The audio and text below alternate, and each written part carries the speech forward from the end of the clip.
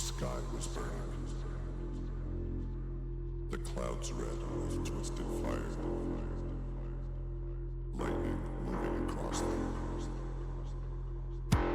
And they descended upon everything, like a furious battle between God and Satan, good and evil, like a fire vortex.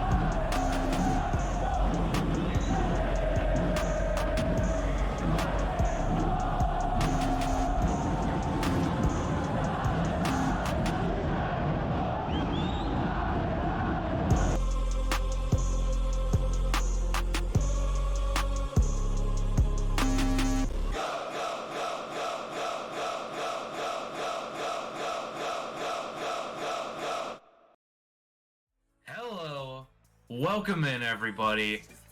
I am Devitt, one of your commentators over here for SGL Season 8 Grand Finals. We have quite the incredible story going from the start of Season 8 all the way to now, but I'm going to run that by you in a little bit. Just give me a little bit of a sec. I'm going to have to introduce my partner in crime over here, Mr. Rydog. How are things going over with you? Oh, things are lovely, Devitt. I'm so excited to be in the booth with you. You know, of course, you are the accrual basis to my cash basis, the asset to my liability, and of course, the debit to my credit. So I am super, super happy to be here.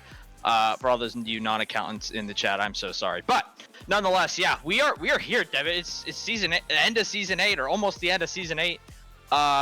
If you told me at the beginning of the season that we would be here now, I'd be like, dude, that's so far away, all this stuff. But we made it. We're here. Yeah, it's kind of crazy to think that we're basically at this point right now. Like we've gone through all these streams, all these different, just broadcasts. I can't believe we even like went the entire season without a forfeit going on.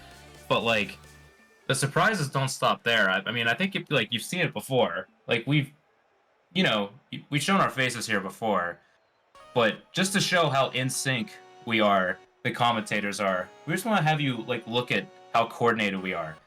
We're wearing the same damn sweater. We're so accountant-pilled right now. You guys are going to have a happy holidays based on the accountants that are going to deliver this action to you. That's right. That's right. And we're always here to depreciate land. We always depreciate land. Absolutely. That's actually the case here. It never stops. The grind never stops from accounting all the way over to Rocket League. We're here on camera here tonight, here to deliver you action. Yeah, we can actually do that this time. So now that we're, settling in, we got our memes set aside for you. Show us into our world of pain to a degree. But let's start talking about this whole this matchup and how we got here to this point. If we're able to pull up that past little graphic we got going over here, these two teams have had some pretty interesting paths to get here. Quite specifically, the fact that we're looking at this league table right now. Tell me about some of these storylines we're seeing about these teams. Yeah, of course, this is how our regular season finished. So we had 11 weeks, 10 series, 10 games for each team. And yeah, you see the top 6 there highlighted in our playoff bracket. Of course, that we'll be showcasing the final match tonight. So obviously super exciting. And then a little bit later, those bottom 5 teams aren't out of it just yet. We did a special tournament for them, the consolation tournament. So Devitt, we can talk about that a little bit more after the fact, but yeah, I mean, just kind of looking high level, like this is almost what you expected, I would say, over the course of the season. I think that KC Cauldron being in that 7 slot is a little funky, considering they're the ones that won the whole thing in season 7, and of course my team sneaking in at Timbers Army at the 6th seed. But I think other than that, I mean, we had an incredible regular season, but the storylines, like you mentioned, Devitt, didn't stop there at all. No, they didn't. I feel like one of the biggest ones, just to highlight out, is that KC Cauldron team you mentioned. They didn't make it. You guys snuck in, but that's no, discredit to all the teams we got going to the playoffs. They absolutely deserve their spots going in. And as much as we hate to see KC out, maybe they get that redemption shot over in that consolation finals, which will be coming to you at a later date. Just have to settle that in right now. That's how it looked going through the regular season. That's where the final standings ended up over there. But let's shift gears a little bit over to the playoffs, because I know we've had some predictions try.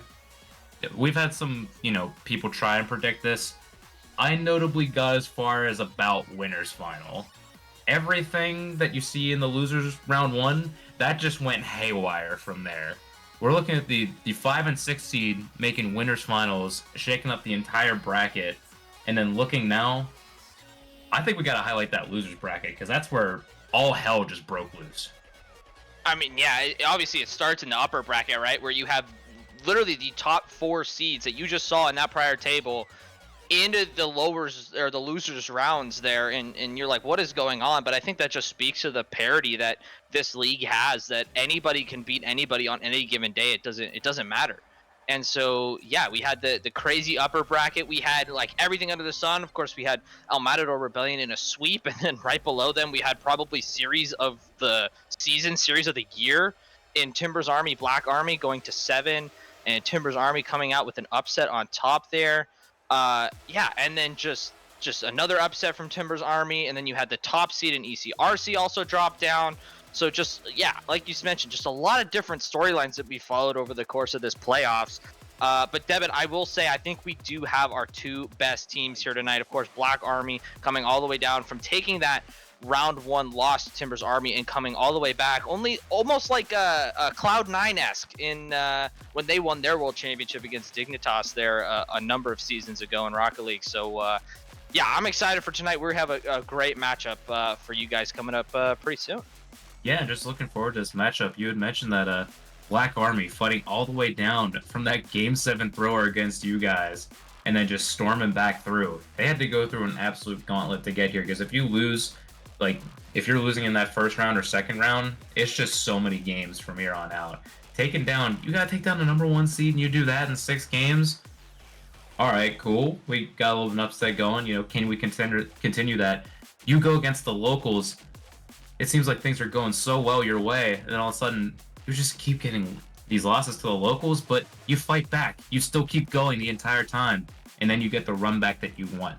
The one against Timbers Army, the one that sent you down into this first spot. Kind of just said, all right, it's our time. Don't care. We're looking forward to grand finals. I want to face El Matador and get to this point. These two teams have quite taken the opposite path, or opposite paths getting to this spot. But now looking at El Matador, I feel like this playoffs is almost like that coming out moment for them, where we've seen not like them hold back, but you've seen so many different roster iterations to this point for El Matador. So now we're looking at the strong lineups coming out for this team. Those mid-season acquisitions were going crazy for them. They have fit into this community so well over here. The results speak for themselves, only dropping 2 games so far here in this playoffs. But now, chat, it's time for you to start doing your little predictees over here in chat. I don't know if we'll get that here set up over here soon, but drop those predictions there in the chat if it's not up right now. Yeah, let's see what you guys are thinking.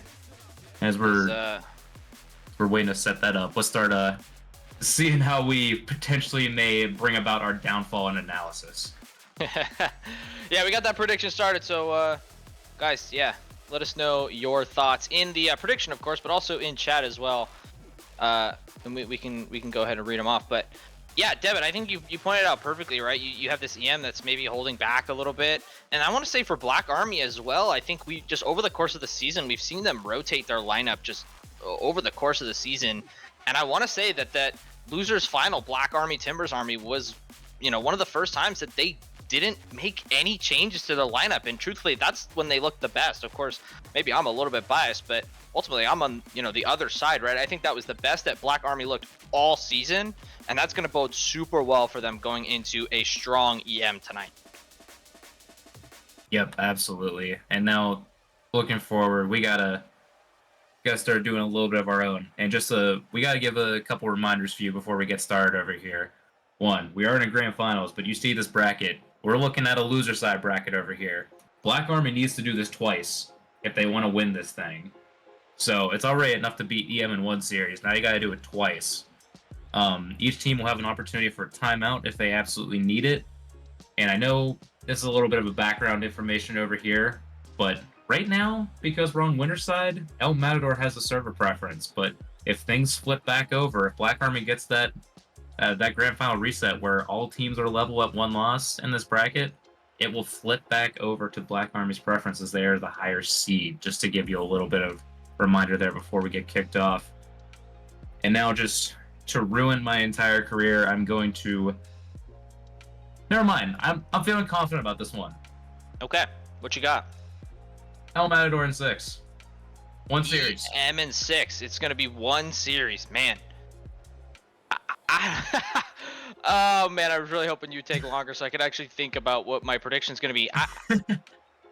Yeah, Toad puts it in chat. Destiny's calling B. I mean, look, BA played so good against us in Timbers Army in that losers final, but they're also going up against an EM team that we just know has one of, if not the best duo in the league in Caesar and Louise. So I think I'm also gonna go EM.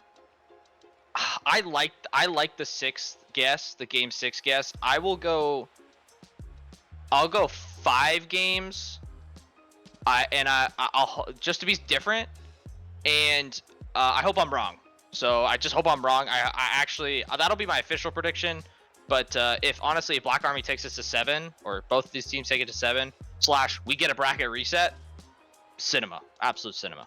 Yep, I think that at the end, if we can get that out of this, final going over here, we're just here for entertainment. That's what we're here to do. And that's what these two teams can definitely deliver to us as we're looking to get this game started over here. I think we're just waiting on EM to drop over into the lobby over here. Then we'll deliver this back to you. Also, hi again, by the way. Hi, Good to see our faces before we get going on over here.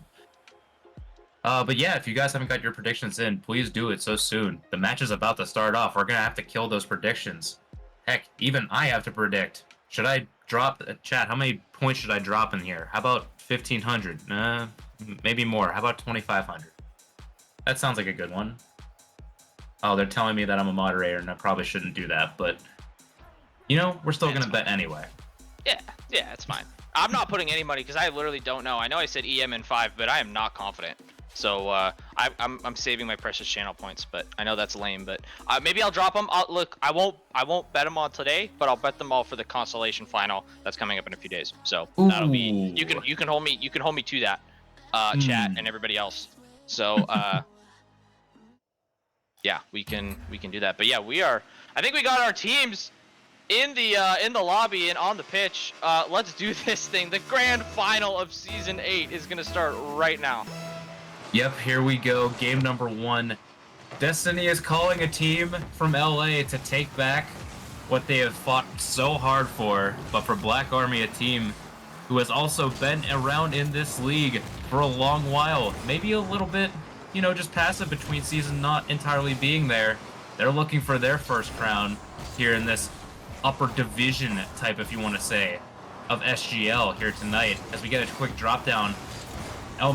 Black Army nearly getting that first opportunity very well through Isidore.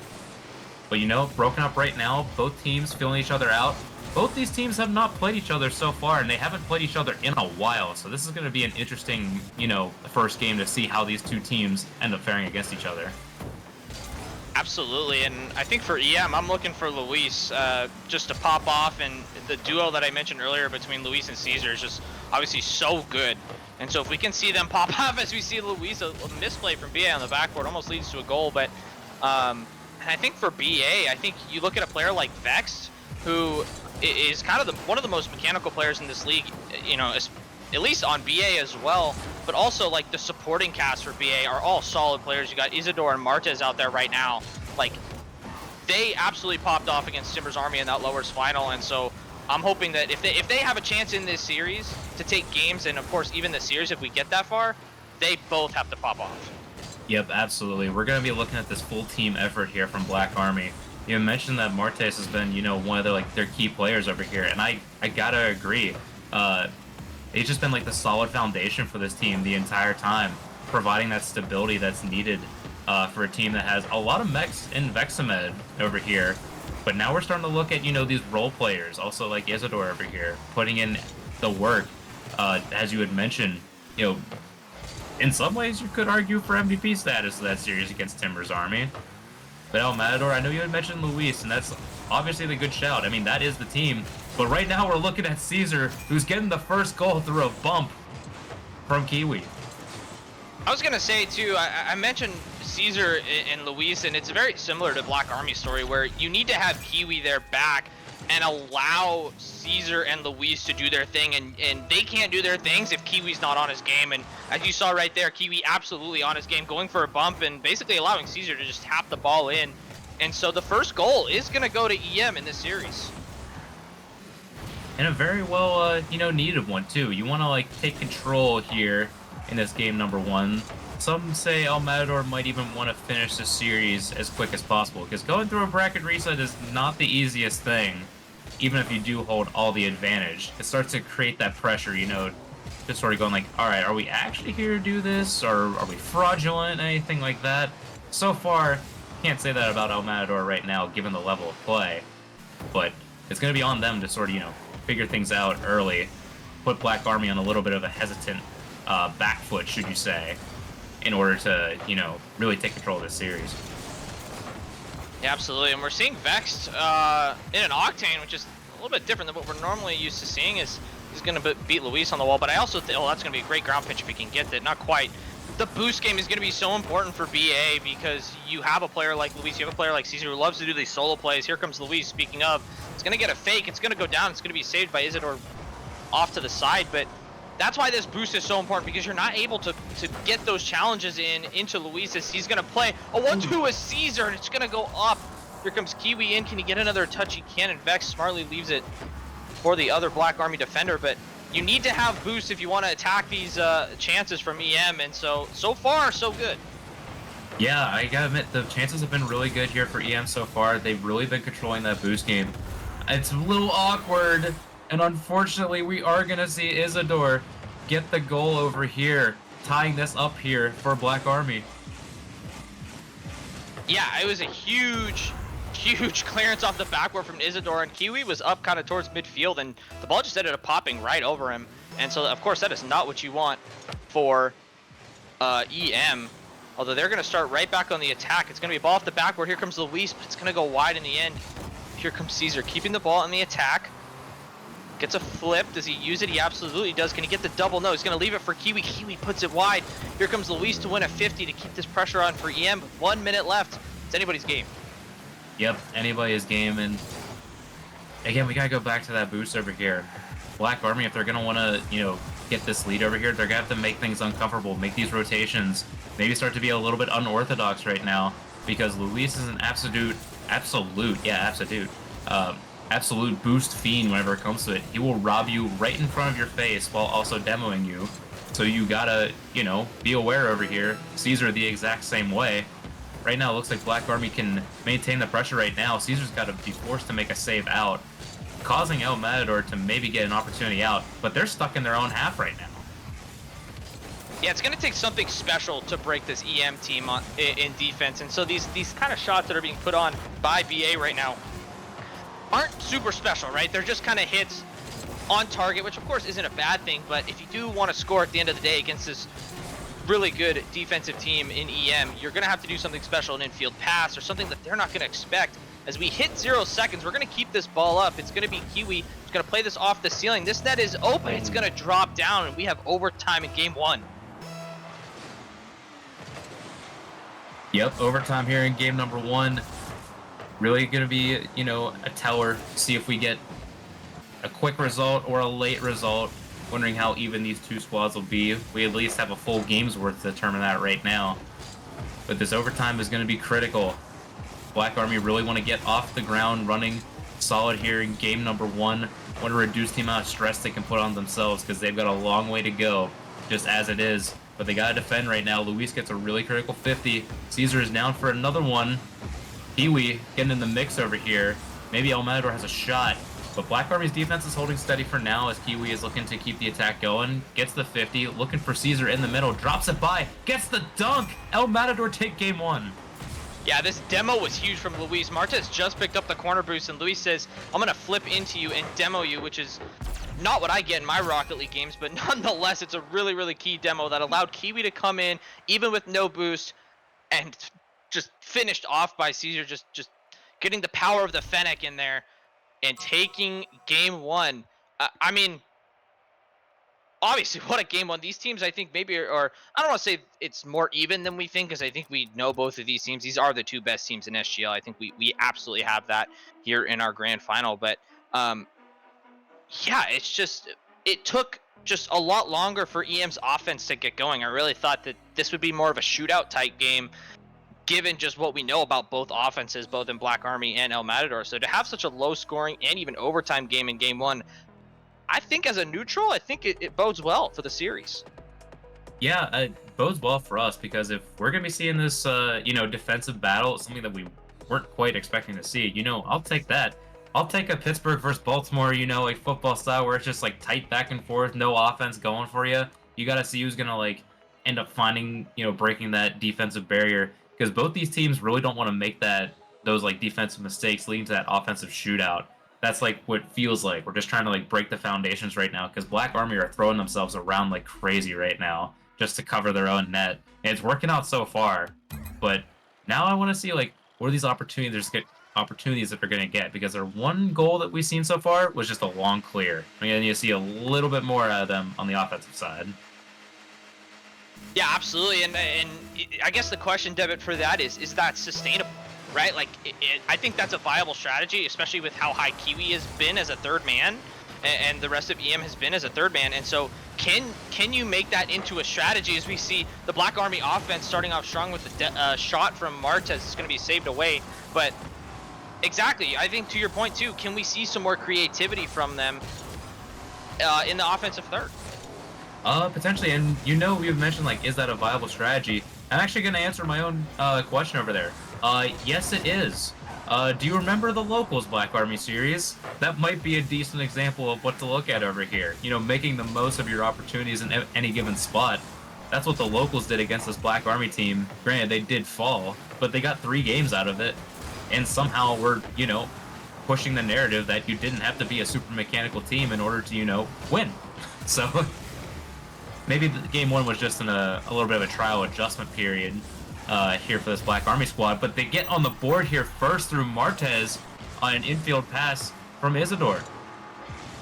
What an infield pass this is from Isidore with no boost, just squeaks it over to Martez. 107 miles an hour. That might be one of the fastest goals I've seen in a game. Unless, I guess that means they pinched it, but unbelievable start, unbelievable shot for Black Army, and they look to rebound here in this game too. Yep, good start so far. Caesar forcing the issue over here. Kiwi maybe has a double off the corner. Does end up going the other way. So Caesar and Luis are going to have to retreat a little bit.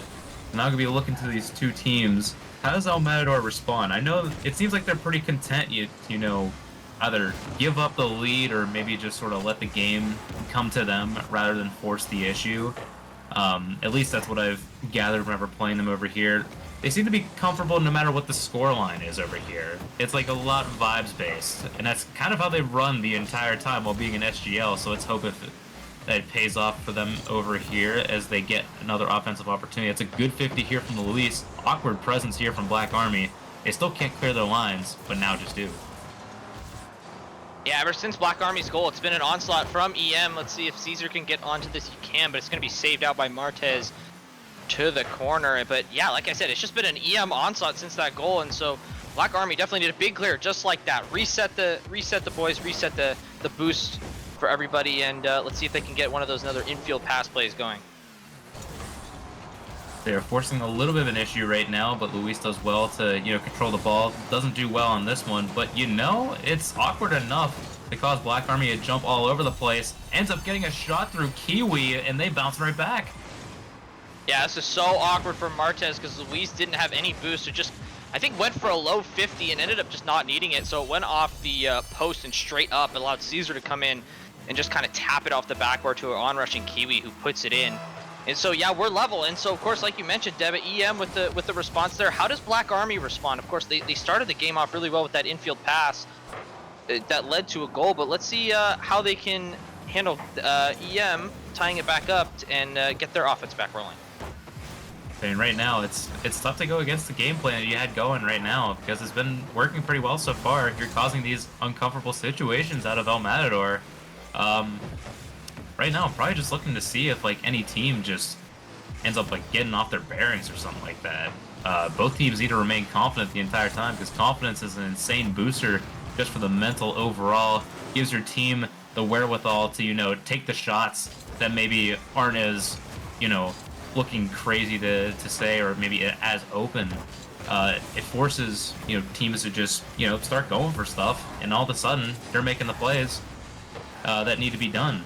Because right now Black Army needs to cover their net. They're a little all over the place. Ends up getting a pinch under their ceiling over here. El Matador continue to attack. It's a little awkward. Shots coming in, and just like that, El Matador regain.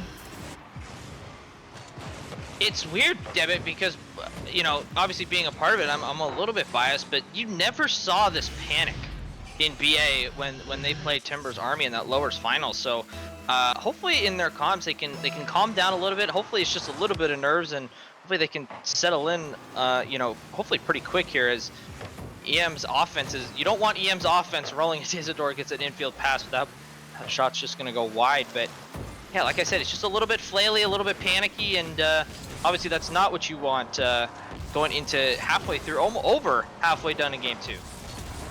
Yeah, as El Matador is able to force another bit of a panic save out. Caesar nearly gets a third here for El Matador, but the attack still continues, and just like that, Kiwi as the third, looking confident as ever. Look at the passes set up by all the teammates. El Matador is just flying right now.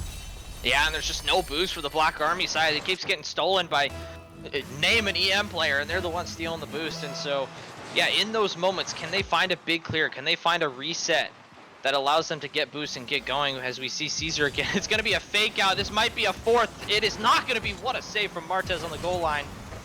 But yeah, once again, this ball is still just hanging out in the blue half. And we need to see the ball on the other side of the field. There's 40 seconds left, and you're down 3-1 in game 2. Yeah, you gotta start going for this stuff right now. And because right now, if I'm looking at this this Black Army side, oh, maybe this is an opportunity. Just barely cut out by Luis. Does well to cover the danger right there. I'm looking at this this Black Army side and looking at that, you know, maybe it was a tactical fake. Maybe it was just a little bit of a whiff by Caesar as well.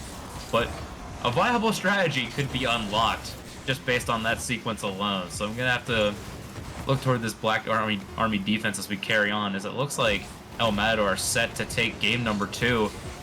Only a few seconds left to add a fourth, and they do. Yeah, Isidore did not get the catch he wanted. The ball lands right in front, and Luis says, hey, thank you very much. Tries to go for another bump as well, but Caesar's going to tap it in. And yeah, that's going to be the nail in the coffin for game 2. So EM take a 2-0 lead here in our grand final. And just a reminder as well, if EM take this best of 7 series, they are the winners. They are the champions of season 8. But if Black Army can somehow rally and get 4 straight games now, then we'll go to a whole different bracket reset. So I know that's a little bit far-fetched from what we're seeing from how they're playing right now, but maybe hopefully we can just get a little bit of a reset from the Black Army side, whether that's a timeout. Of course, both teams have timeout as options. Maybe we'll see some car switches coming out. But yeah, Devitt, unfortunately we don't get to see the scoreboard as much anymore, but we didn't say Vex's name at all in that game, and I don't think that bodes well for Black Army moving forward. No, we didn't. It got me worried about sort of like that game 1 performance, you know, watching their offensive opportunities. I was worried that we weren't going to see enough. And again, I think we're just not seeing enough out of this team. Not that they don't have, you know, the capability of doing that, but El Matador have just sort of shown that they might just be another beast right now. I'm not really sure how to tell right now. I'm used to seeing this squad, you know, put in these passes toward each other right now, but they're not looking like that squad that we saw against Timber's Army in that losers final. You know, just everything was flowing so smoothly for them, and now it's just like they're just trying to fight for their lives right now. Yeah, almost I wish I could jump into their comms and kind of tell them, hey guys, calm down. Like, you guys are good. You guys are panicked. Just don't panic in front of net. If somebody says they got it, you got to trust them that they have it, right? And of course, on the other side, you know, if somebody says, hey, I got it, and they don't have it, communicate that early so you have that next guy ready to go. But having those 2 guys jump is just not looking good. And I'm going to just compare the 2 Timbers Army games, which is what obviously I'm used to just because of what I played in. That first series, I think you're seeing a little bit now where you see them trying to be a little bit jumpy, just double commits and just kind of the boost. They don't have boost to challenge. And so, yeah, of course, in that losers final game, it was the exact opposite. They were so smooth, like you said, Devitt. They had boost to make challenges. They always had somebody back and ready for a shot. But we just haven't seen that Black Army yet. So like I said, hopefully, whether it's a timeout or you know, a mental reset, you know, they need something. They need something to calm themselves down, because they started so well in that game too, right? That beautiful infield pass to get on the board first, but ever since that goal, it was just all EM the rest of the way. Yeah, and it's something I'm gonna have to almost like look at this team, because we've gained like, you know, little insights here and there. Probably looking to somebody like Isidore on that team that, you know, their mental is probably one of the best that you can use on this squad. You want somebody that's gonna, you know, lift you up.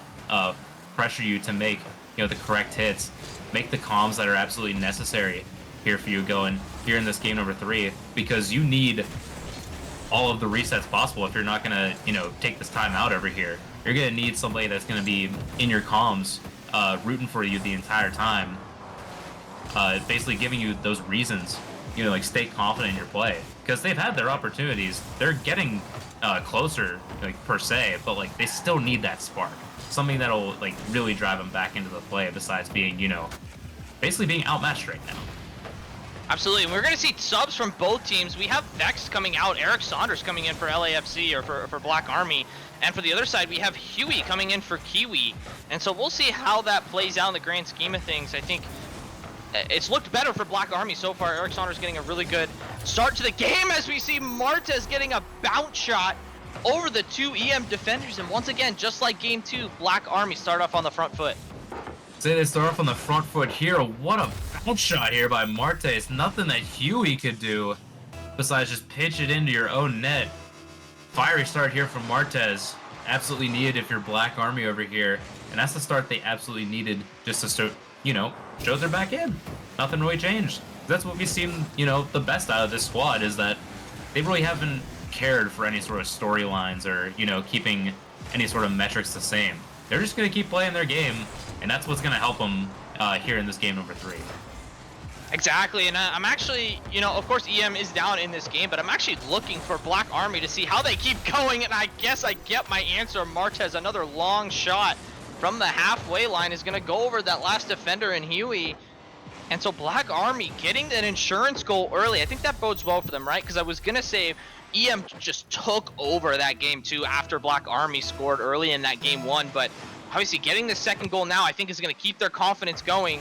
And so we'll see how they can keep going. Can they keep their foot on the gas pedal here in this game 3? Yeah, they're going to need everything they can get over here. Sometimes I would argue that insurance goals, aren't entirely needed the entire time. But looking at this El Matador squad, seeing them put up 4, maybe I'll just knock it down to 3 based on the last count. They're going to need everything they can against this team that can just turn on a dime here in this offense. As Luis is already getting a 50 over in the midfield after a flip reset. Black Army wisely stealing boost. Eric Saunders away from Luis over here. Isidore popping, looking for teammate Eric. Not able to get that opportunity here for now. But this Black Army squad, I'm going to highlight, maybe this Eric Saunders addition, even though they do look a little out of sorts at times, they look like a squad right now. Yeah, they're definitely looking better, and like I said, yeah, it's weird, right? Because you would say that Vex is kind of the mechanical guy who can just kind of flip series on his head, but obviously he's the one on the bench right now, and Black Army have looked really, really good in this game too. As we see another long shot from Isidore. Can Eric Saunders get there and finish it off? He can! It's going to be 3 for Black Army. Isidore to Eric Saunders. What a goal. This was not quite entirely what I was expecting out of this sub of Vex for Eric Saunders over here. But my goodness, what an addition it was. Isidore beating that El Matador attacker to that ball. And Eric, what an absolutely well-placed, car positioning over there. Get the solid shot on target. Keep it going quick over here. Black Army are looking like a whole different team. I know I'm going to keep saying this the entire time, but that's just because it's true. They're forcing EM to make these just sort of touches that aren't going to be that dangerous against their defense so far, and it's still working out. Maybe a goal here. Caesar finally gets on the board. El Matador get there first. Dude, the posts are broken in this game, man. What a shot from Caesar. Hits the post and it just slowly we've had a 110-mile-an-hour goal and we've had a 26-mile-an-hour goal just to show the range there. But yeah, it's a really good response from EM. They definitely need to get back in this game if they want to just keep moving the way they are. As we see Eric Saunders again, he can't quite get back to this, but obviously this game, and this is maybe a stupid statement, but this game is so key for Black Army, right? Going 2-1 in a series versus 3-0 is just a world of difference. As we see another pass coming in from Eric Saunders from Martez. It's not going to connect this time. As we see Luis is going to go for a demo no, and so there's no immediate counterattack for EM. But here they come again. Luis from Caesar, the dynamic duo, does it again. And this 3-goal lead that Black Army had seemingly almost gone. If you're on director view, you're taking for a wild ride over here. So I hope you like roller coasters. This hard shot from this pass, absolutely what EM needed to get back into this game. Yeah, Black Army gonna need to put up some offense over here because I think we might need some more insurance goals the way this attack is coming here for El Matador. Things seem to be rolling real smoothly for them. Oh my gosh, Caesar nearly got a touch on this one. I barely can even speak just because of the action that's going on right now. No, I know. It's once again, it's an EM onslaught. So last game, it was 1 goal. This game, it's 3 goals, and we've seen EM come back 2 already. Of course, they are going to need 1 more with 1 minute left. And I was going to mention, too, we haven't really, heard of Huey's name a whole bunch. He's the sub coming in for EM, and I don't know if that's a good thing or a bad thing as we see Eric Saunders trying to link up with a pass from a fellow Black Army member. But, yeah, I guess what's the strategy now, Devitt? You've got 45 seconds left in this game. Do you kind of sit back and let EM come to you, or do you still attack and kind of, have an offense is the best defense kind of situation? Had a lot of experience playing against this team, albeit plenty of different iterations of this squad. This is definitely one of those teams where I get the vibe you just want to keep laying down the horn. I'm not saying go crazy on your rotations and cut like crazy, but if you want to go clean rotations while maintaining an aggressive spirit about it, I think that's the best way you can deliver this right now, because this team will absolutely bite you in the butt if you let them have the opportunity, as Caesar is looking for a shot, ends up becoming a pass off the back wall, easily dealt with by Martes, and with 1 second left, El Matador has to do something crazy just in order to keep this ball up, but nobody has enough boost. This ball's going to drop. Black Army take game number 3 and bring this back to a little bit more of a comfortable level. Like I said, super, super important game for Black Army to win there. Going down 0-3 is almost impossible to come back for in the pros, let alone SGL. And so, of course, coming back 2-1 is really, really good for them. I just think they look so much more complete with Eric Saunders. And I'm not sure if I could pinpoint exactly what it was. Maybe it's a comfort level. Maybe it's a chemistry thing, right? They just look so much more comfortable. And as you can, or I guess you guys can't see from the scoreboard, but Devitt, you and I can.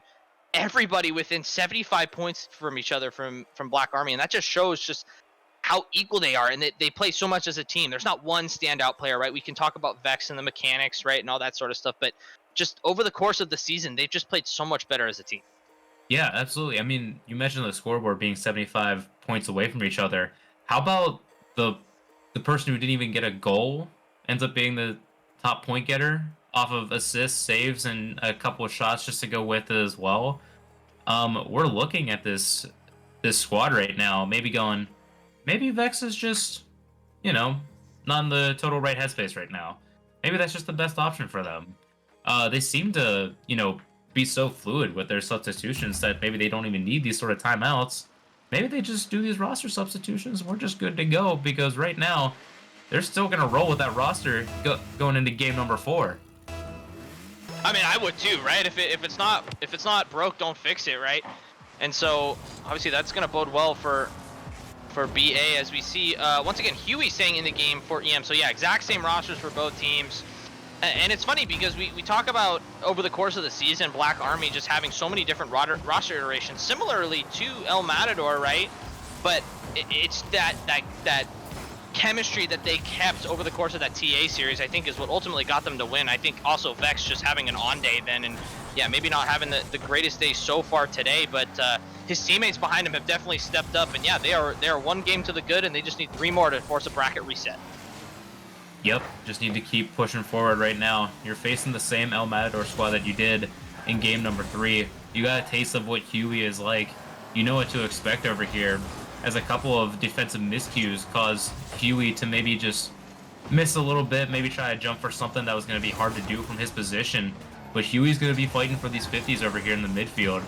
Now that you guys have been, forcing a lot of, say, insecurity here out of El Matador. But what's not secure right now is Black Army's net as they get the first of the game here. What a pass from Caesar. What a return from Luis, and Caesar says, thank you very much. So it's a strong start from EM, getting the first goal in game 4. Obviously, they just need 2 more games and they're champions. So I think maybe we'll see if that's the way they're looking, right? If they can continue this offense as Caesar is getting another demo. And here comes Luis with boost. He's gonna go off the ceiling and not get the touch he wants. But yeah, of course, like we mentioned in prior games, you do not want the EM offense warming up. So at Black Army, I would hopefully you need this next goal. I think this next goal is going to be huge for them to stay level in this game and ultimately in this series. You need the next goal and the next goal and the next goal. I'm just gonna advocate for that guy that, and it's almost like being a Steelers fan to a degree. You just want to be up by 2 scores because you know you can't trust the offense that much. Not that you can't trust Black Army's offense because they definitely got it, but it's more like I need to prevent this other team from doing what they do best. That's just how you got to play this game. So Black Army, just keep putting on the pressure.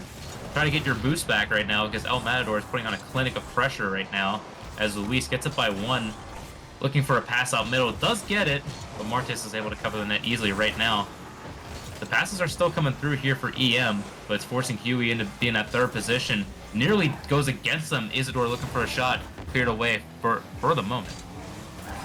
Yeah, I think if you're Black Army, so we see unfortunately another double commit from them is Luis and Caesar are very much the offensive duo, and as I say that, Huey's coming to hit the ball off the backboard. No immediate response from EM, but you as Black Army, you have to go demo them. You have to go bump him. You have to get Huey out of position. That's going to open up the back because that's going to freak out Luis. That's going to freak out Caesar when they're on the attack to force them to go back as fast as they possibly can, and that's when you're going to be able to strike, but we just haven't seen that so far from Black Army.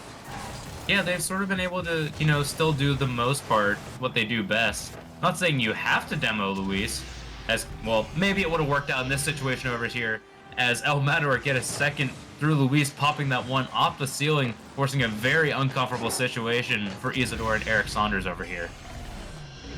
Yeah, I'm hoping we don't see kind of a reverse from the Black Army TA series. I think you saw a lot of confusion and jumps like that from TA in that lower bracket final, and then you saw one good game from Black Army, of course, and I'm hoping, like I said, that that's not the case, because Black Army we just know how good of a team they are, and we saw that in the last game, right? They took game 3, but we just haven't seen it so far in this game 4, and if they want, to give themselves as much margin of error as possible, they need to get back in this game as soon as possible. As we see some more physical play come out, didn't really lead to anything at the moment, but I think that's going to bode well for them moving forward with 90 seconds left in game 4. Yep, we're going to need something here quick and now because El Matador are very good at playing, the stifle game, doing just enough to clear the danger for the time being as Luis is able to get 1. Huey wanting to clear the lines over here, but Black Army, I know you mentioned, demoing, bumping Luis and Caesar. They're kind of used to it all right now. I think at this point, you're looking at the duo of Luis and Caesar going like, how do you make that 3rd man of theirs uncomfortable? Because that's what can really set the tone apart. Not to single out any particular El Matador member, but it seems like getting that solid foundational 3rd has been, critical for them going down the juncture. Yeah, well, if you just remember some of the goals that Black Army scored, right, it's when that 3rd man is just super uncomfortable, whether it be too high up the field or just not getting the read that they want. And so you just need to make that 3rd as uncomfortable as possible to keep the offense going. And I think Huey is warmed up in this series. I don't think he looked that great, honestly, in that last game, but absolutely has looked tremendous in this game 4. That's allowed Caesar and Luis to feel a lot more comfortable in the back to allow them to do their thing up front. And so I think that's going to be kind of the way for EM to keep going in this series. If they do bring back Huey in, or if they keep in Huey, like Huey's got to be on his game. And so far in game 4, he's looked great. Yep, he's really warmed up here in this series. And I don't even think Huey is having any sort of trouble either. Looking really confident, getting those opportunities as El Matador looks to make it a 3rd. Not quite there yet. They are going to take this game number 4, though, and take triple match point going into this first series. Triple championship point. Triple SG8 champions point for EM. And I think what makes them so dangerous, Debit, and I think you could say obviously a plethora of things between Luis and Caesar and how good they are mechanically. For me, and obviously this is just annoying Rocket League play, but it's annoying because it works every single time. Luis, even with no boost, or even Caesar with no boost, they will hang around a play and just be in awkward situations, awkward spots to where, hey, I'm going to clear this to the corner. No, you're not, because Luis is right there. He's going to put it right back in the middle for the onrushing 3rd. Or, hey, I'm going to clear it, to up and high to the midfield left wall. Well, Luis just got the midfield boost, and he's turning and hitting this, and it's coming right back down our throat. And obviously, as a player playing against Luis at one point, I hate that, right? As a Rocket League player, you hate that because you want to be able to clear it. You want to be able to reset as a team. But you can't, because the ball's just always coming right back down your throats. Yep, they thrive in the chaos. That's literally what I like to call this team. They will go up against any sort of chaos whatsoever, and they'll just be like, oh, okay, time to go back to what we were doing best, and all of a sudden they're just in your lanes, intercepting everything like you had mentioned. I mean, that's just what this team thrives on, chaos. And look what we got going into game number 5 over here. Guys, he's back. The Couve is in for El Matador. Let's go! The legend himself. Is this the OG lineup? It is. Luis Caesar Couve, the lineup that we all love to see, is back, and we'll see how Couve fares in this game 5. It's going to start with EM on offense with a shot coming out from Caesar, but it's good to see Couve back in the lineup. Yeah, I hate to do the whole conversations about, getting that solid foundational third over here, but this awkward play might be one of those inspirations for that comment. Yeah, I don't know what happened with Caesar. I think maybe he just panicked there at the end with the backflip, but yeah, just kind of an awkward touch to start out, and that ball's just going to be rolled in front of the net, and Isidore says, thank you very much. Yep, easy first lead here for Black Army. They're going to want to keep laying that on, as Martes is looking to pass Eric Saunders, gets by one, dealt with by Luis, but it's back in the middle, a little bit awkwardly there for Isidore, but right now for El Matador. I know I can ask the question of how you think they're going to respond, but I think they're just going to keep doing the exact same thing they do. They just live in chaos. They'll just 50 you wherever you think they might not, and all of a sudden give you the spot wherever they think you just won't be able to do any damage, and all of a sudden you might just have a goal in your net. Yeah, absolutely, and it's funny because now if you're Black Army, you really got to pick on Couve, right? We all love Couve. He's a legend of the league, and obviously he may not be the best mechanically or on the team by any means, but Black Army, if you want a chance to get back in the series, you absolutely have to pick on him. You have to demo him, bump him, get him awkward. Let Caesar and Luis be freaked out that he's not in the play or whatever to have them rush back. But once again, it's just kind of more of the same from both teams. And, obviously we saw a little bit of an offensive flurry from EM after Black Army scored again, which I don't like. And I don't know if that's a strategy from Black Army of, hey, we're going to score first and then we're just going to kind of hang out. It's just that it's open. Can Isidore get a touch? It doesn't matter. Eric Saunders is going to put in a second, and like I said, this bodes well for them, right? They need the goals, they need the constant pressure and everything to get them back confident for the rest of the series.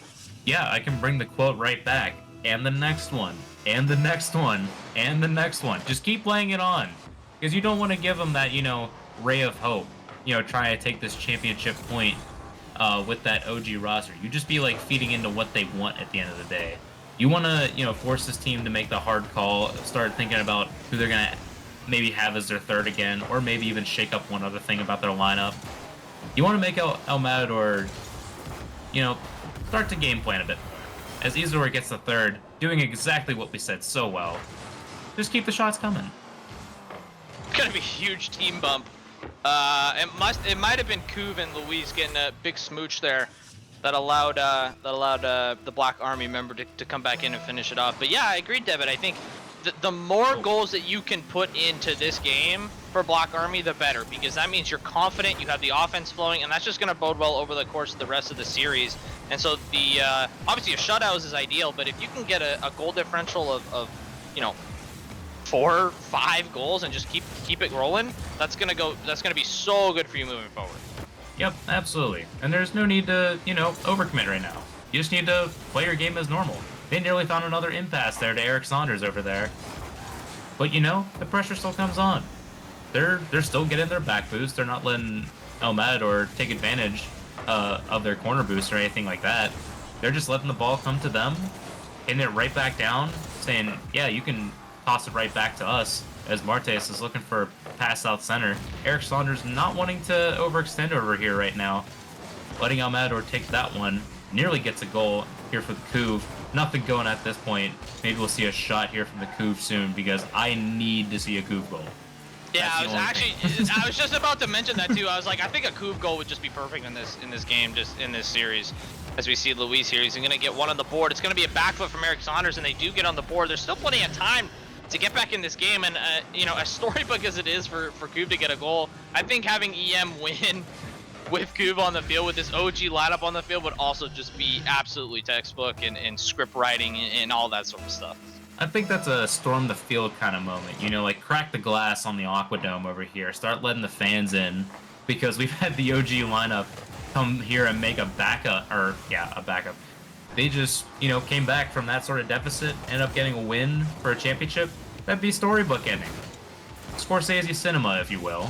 But right now, El Matador need to do all the things here within this last minute and a half just to even get to that point. Maybe it's 2 goals in an overtime, but the offense isn't coming that easily for them, so they got to make these chances really work for them because they're not going to get Eric Saunders backflips every time.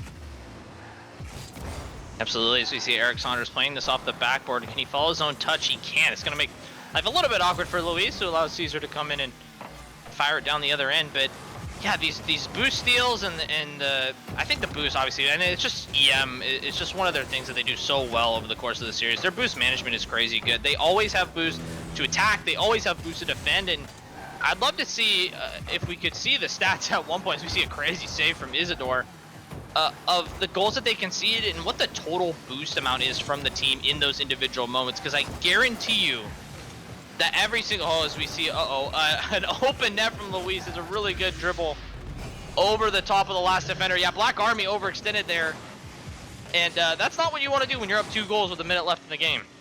Oh, good heavens, and what are you supposed to do if you're the last defender of Black Army over here? You see, the other side just coming at you like crazy. Luis has the ball and is able to dribble, air dribble if he must.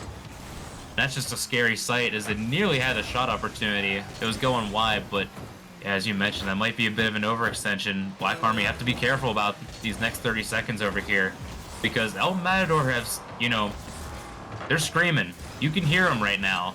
They want to get this win. If they can do it right now, that'd be the most preferred way of doing it, especially, doing it with the day 1 roster. Yeah, absolutely. As we see a shot on target, Caesar with an insane save, but this ball right back in the middle, it's not going to work out. Who can he play this over to Luis? He can. Luis off of the sidewall. It's going to be faked out. Luis with no boost. Can he flip it into the middle? He can, but who's going to be there? It's going to drop down. Caesar had a shot, but it's not going to go, and it's going to bounce before, and we do have a game 6, Devitt. That's a little sketch there towards the end. Oh my gosh, I I don't know if you saw me at all. I know chat didn't, but I was like visibly just like hands on head. I'm like, no way are they actually gonna do this right now? We're not actually going to OT game 5. I leaned back in my chair. I was like, oh goodness, like let's that'd be insane. But yeah, luckily Black Army do get it done here in this game to take us to game 6. But Devitt, I want to go back to my point about the goals that EM let in. Like I said, I wish we could see. I mean, we have all that data, but just breaking it down would be crazy, right? Of how much boost as a team they have when these goals go in, because I guarantee you, for all 3 players, it's less than maybe 80, maybe 70. It's not a lot, right? And so if that's really the key, you have to find a way to do that if you're Black Army, right? If that's the only way that they're getting scored on is, hey, they just don't have the boost to challenge us in the air or to block these infield passes or whatever, we need to find more ways to do that. So I don't know. I mean, I said last game that they need to keep their foot on the gas. They definitely let off and let EM back in this game, so I don't know how they're feeling confidence wise, but yeah, hopefully they can come back quick here, because it's game 6 and they need 1 more to force game 7. It could be as simple as well, just getting these small boost pad pickups for this Black Army squad. I know that's kind of been one of like their bigger issues that I've seen as a team over time, and it feels like it can just do it at any given moment. They just turn on that switch, going like, all right, we know how to do this again. We don't have to rely on these hundreds. You need to do that against El Matador. I played even in private lobbies against Luis. He'll just steal your boost anyway. He's kind of just a jerk in that route as it is. So you just need to adjust your strategy, adjust your pathing a little bit. Those middle boost pads are especially open whenever you're going up against this El Matador roster. They're fiending on the outside. They're looking, to take up the wall. They're looking to abuse the sidewalls. So that's what you want to see out of this Black Army. Start controlling the middle play more. Start getting over these boost pads. That's what you want to do if you're that squad. Yeah, I think, I mean, that's definitely something that I took away from my Black Army series when we played them both times, is that they very much rely on those corner boosts, right? And those big boost pads. And so if you can steal those, if you can find a way to bump them out of their rotation to not get those boosts, or they have to, go out of their way to get them, I think that's successful, right? And we've seen that from EM over the course of the series. And like you mentioned, yeah, Luis is I hate playing against him just because he does like to sit on those boosts, and he does like to take and just sometimes he'll just leave the ball completely and go for the boost, and you're like, what are you doing? You completely had the ball in, on your car or whatever, and you just completely left it to go get boost. And he's playing chess, and maybe we're just playing checkers. So I don't know, but we just had a little technical reset. We're getting our players back in the lobby here shortly, and we should be in here pretty soon for our game 6 at Neo Tokyo. But Yeah, just for a little bit more background, along with that technical reset, Black Army actually has called a timeout, so we are in the midst of that timeout at the moment. This is something that I actually did not foresee coming. I thought Black Army was just roll, roll, roll, and we'll go from there. But I'm surprised. They'll take it.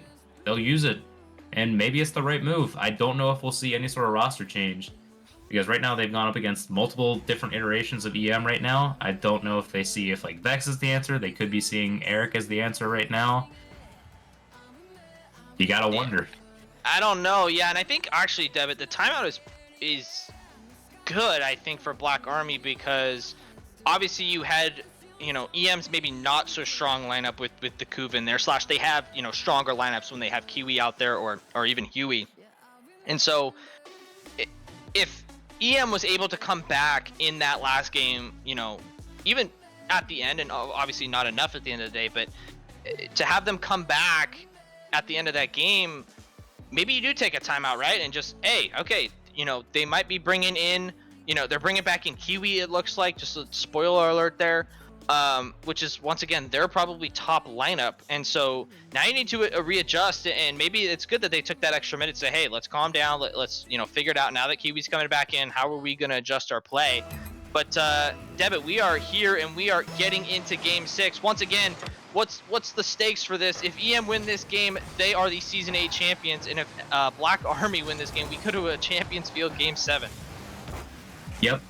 Chat, start getting ready. We could be hearing the Champions Field announcer right now, the way Black Army have been trying to come back into this series. But looking at this roster, be a little terrified right now. El Matador nearly get the start. Oh, never mind. Kiwi comes in for cleanup. El Matador with a hot start here in game number 6. Yeah, once again, it's just the panic on the backboard. Just obviously that one being off the crossbar and down, but 2 players jump and kind of freak out for Black Army, and just nobody there to follow up for them, as Kiwi's just going to tap it home. And yeah, so EM with a really, really quick start. Of course, I think, yeah, if you're EM, you do not want this to go to 7, because, obviously anything can happen. And of course, if Black Army do win this series, as they come right back, Isidore, that lead did not last long. Yep, he just goes right back to it. One of the best mentals in the game, just going, doesn't matter if we're down 1-0, I'll start doing it myself. Thanos with the gauntlet on. We're tied at 1-1. Really good response here from Black Army. That's exactly what they needed. They don't need to care about, going down early, anything like that. Their tournament lives are on the line, and I know they've got a huge competitive spirit about them, and they'll benefit greatly from a Kiwi whiff right now, as Caesar's looking to, clear the lines right now. Gets the 50, maybe has an opportunity for a shot, but it'll get cleared out by Isidore for now. But it just leads to another El Matador attack. They got to take care of business over here. It's very awkward. Maybe a double, just an air dribble, gets the dunk, and El Matador get the lead back. I mean, that's just so good from Luis, but like I said, it's just panic defending from Black Army, just jumping willy-nilly and just not getting a solid challenge. Because I think of that one, Martez jumped, and you had another defender behind him. Martez, if you're awkward, man, just call him off, and or call your teammate on to get a better challenge. And it just allowed Luis to just sit behind the ball and get a 50 and get the lead back for EM. But yeah, so we'll see once again how Black Army respond. But I want to go back to your point, Devitt. The mental for Black Army has been so strong over the course of this tournament. As we see, Martez, can he sneak it in? No, it's going to be a good save from Caesar in the end. But of course, going down 2 games, I look at the I look at the ECRC series in that lower round one match. They were down 0-2 in that series and won 4 straight games, and they looked really, really good and really, really confident in those games. And so they're used to being down in series. They're not worried per se, but they need to fix it in the next 3 minutes and 20 seconds if they want a chance to take us to Game 7. Yeah, you had mentioned it. They have been here before. I was waiting, you know, for ECRC to casually make it, you know, the 7-game series. Never quite delivered over there. Oh my gosh, it's a brilliant save there from Kiwi. Keeping the defense alive here for El Matador as they get their own net pressurized right now. But that's what's going to be, you know, the difference maker over here. How are you going to respond to these situations? It looks like Black Army are doing well so far. Getting a redirect, that's going to be on target. Luis does well to clear the lines. But I think I might have to argue that Black Army have sort of shaken off any sort of rust over here, and now it's just going to be, you know, based on the execution of the balls they're going to be placing from here on out. Yeah, execution is going to be super important, right? That's the perfect way to put it. Is the ideas. You can't just have good ideas now, right? Your back's up against the wall, and of course you had to be the same way last game. But yeah, you have. Devin, I don't even know what just happened here. Kiwi scored. It's hit off of 3 players. Kiwi is big, that's all I can say, because flipping into that, 1-2, Kiwi gets the last touch, ends up going top corner. Could have, what the heck are all these deflections going on? I don't know what's going on. You got me. I mean, if you're El Matador, you're chilling right now. You got a 2-goal lead. Looking pretty nice over here. Just gotta defend your line, which they do again. Waiting for another attack, but, you know, 50s. Very, very critical, the 50s. Absolutely, as we see another 50 coming out with Caesar stopping that open net. But we see Black Army here in the orange half quite a bit more in these series as Isidore just 50s his own teammate. We'll call it a back pass. As Eric Saunders is going to play this up. Luis is back with full boost. He's going to play it forward, and it's going to be a pinch out. This is going to be really awkward for Black Army. Nonetheless, they take their time. But like, once again, right there, Isidore, you don't need to jump, man. You've got Martez there on the back wall ready to go. But once again, it's just a little bit panicky. You don't need to panic. You got plenty of time if you're Black Army. Yeah, lots of time to do that. And maybe it's not the confidence issue right now. Maybe it's just a little bit of a comms issue going over here. Either that or trust.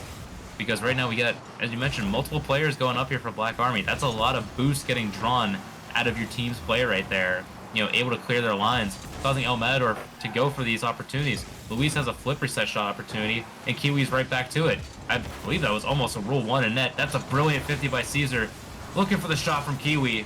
Isidore does well to clear the lines. Maybe a transition play over here, but that setup is not what you want to see. Just gave the ball right back to El Matador. Yeah, and I think that's been the story of the series, Debit. I've kind of noticed it over the last few games, and I haven't really said anything about it yet, but EM just does a good job of playing the ball to each other, whether it's Luis to Caesar, Kiwi to, you know, whatever, name a duo, or even Luis to Luis, right? Of course, as I say that, he kind of gives the ball away there, but Black Army are just hey, I'm just going to throw the ball down the field and kind of hope that maybe an EM player isn't really there. And so I think that's why EM have just been so good on offense at times, because they're able to just play it to each other constantly, and that allows them to keep the ball, keep possession. Yep, it's working so well for him right now. Able to dribble wide many at a time. Kiwi is going to get the 4th here for El Matador. Oh man, we are staring down the championship here for El Matador. With 12 seconds left, not much that Black Army can do at this point to get back. Yeah, Debit, I think that is going to be the nail in the coffin unless we see a really quick kickoff goal, but the kickoff is going to go in favor of El Matador, and I think that's going to do it, Debit. The last 5 seconds are all a formality. Congratulations to El Matador of FC Dallas for winning the SGL Season 8 playoffs. Congrats with an own goal to finish off here from Luis. Martes ends up getting credit, but it doesn't matter from here. El Matador are your Season 8 champions. It has been a long time coming for this team that has joined since Season 3 to steal a league title, but it is now in their hands. After all these years of having Luis and Caesar and the Couve being that primary lineup, you see, also shout out to Pook as well, one of the OG members of that El Matador squad. They're finally league champions. Finally league champions. Yeah, it feels good to get your first, right? And so, of course, congrats to them. But Yeah, unfortunately for Black Army, they do fall short today, and I just don't think this series is indicative of how they've played over the course of this playoff run.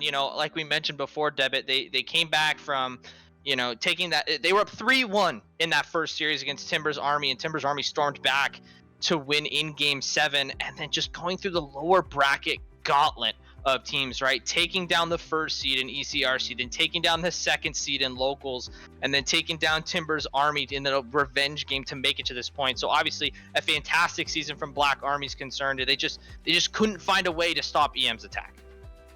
Yep, it's one of the things. It's just the hardest thing to do about that team. We're so familiar with seeing that team. Luis is the catalyst of that team. Caesar has shown up to be another catalyst of that team, driving the play. Can very easily play first man. With the additions we see, like Kiwi, Ponzi, Huey.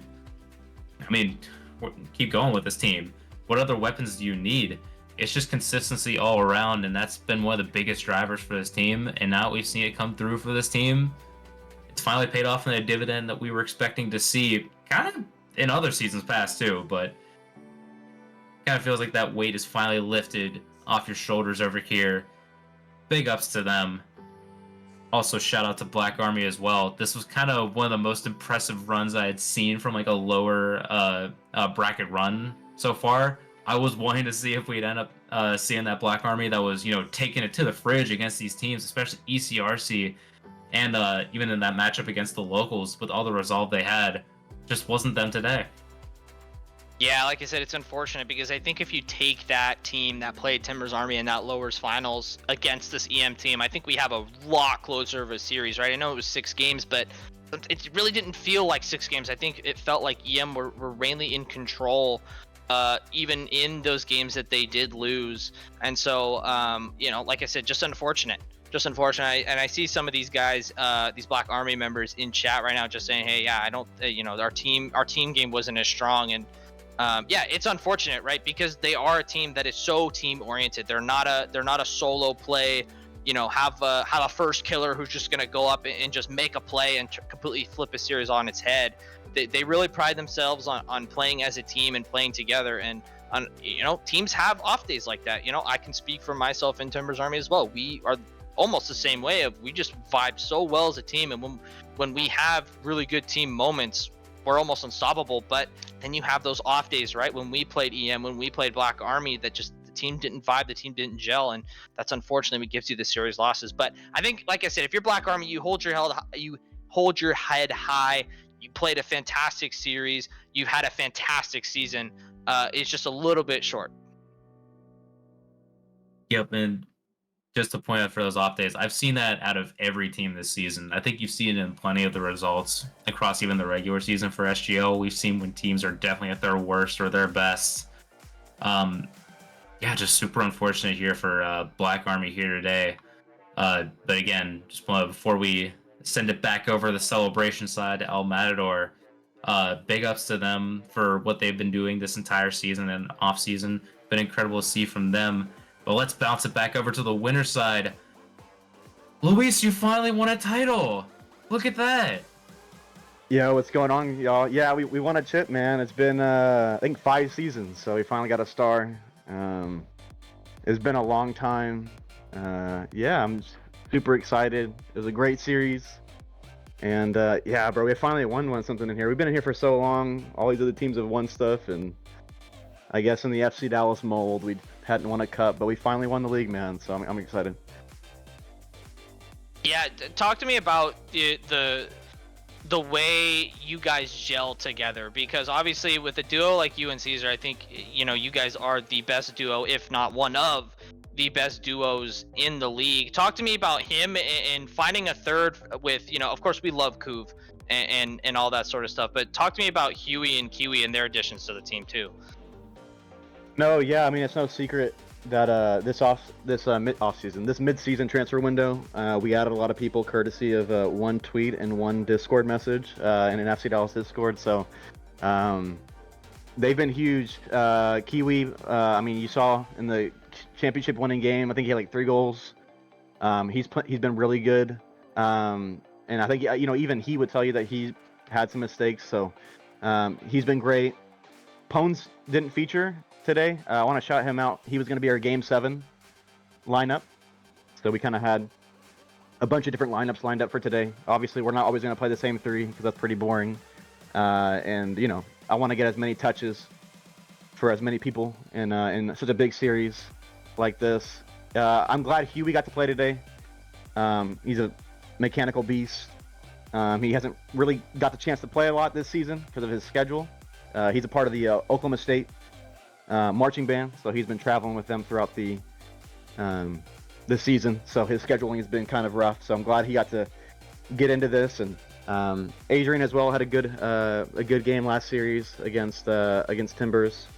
So again, all the offseason additions to incorporate me, Kuv, and Caesar.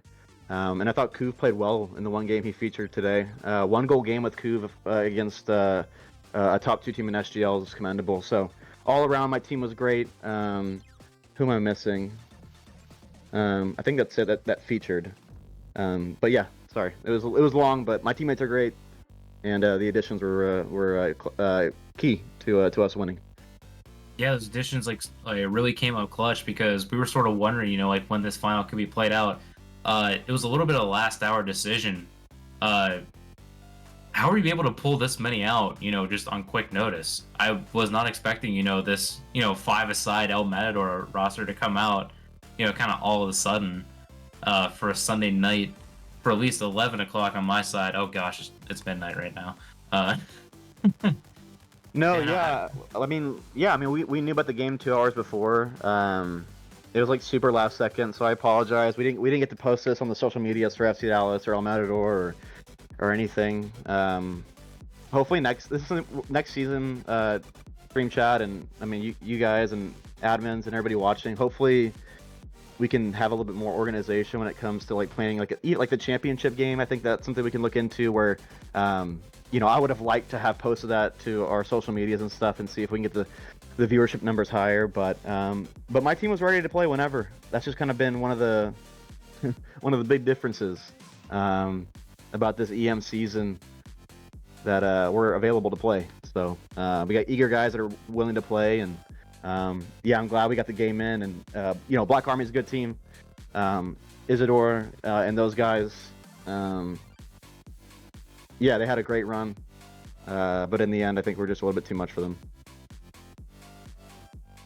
Yeah, absolutely. I think obviously you guys have shown in this playoff run that you guys are really too much for everybody, right? Just running the gauntlet there in the upper bracket, only giving up 4 games total in the 4 series you played. So I think that's also commendable as well. But Luis, I guess. I'm sure the rest of your teammates are in a VC of some sorts. How are they feeling, or how do you think they feel, of course, of just winning the whole thing?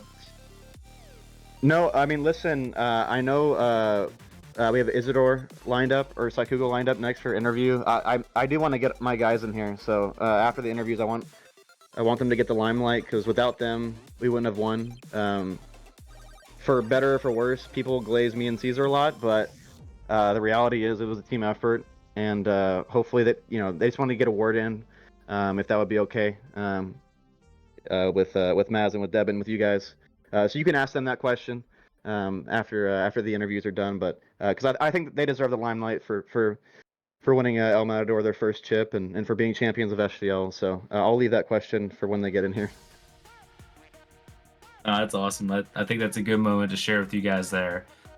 So yeah, we can definitely go through interviews and almost like after we're done with the interviews, give you that you know, lift the cup moment, you know, shaking around like you're facing your fans, your members out there, waiting to lift it over there. We'll definitely be waiting for that moment over here.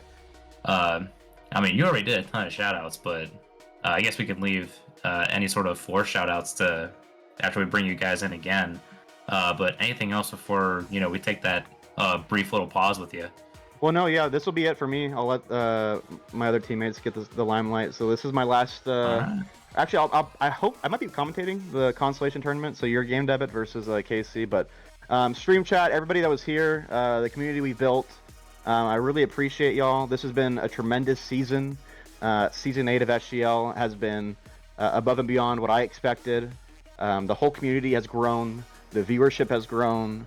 And we're doing this all in favor of soccer supporters in the United States, so and in Canada, MLS, USL. I appreciate y'all. I'm looking forward to going back and watching the VOD. I love my team. Super excited to finally win one.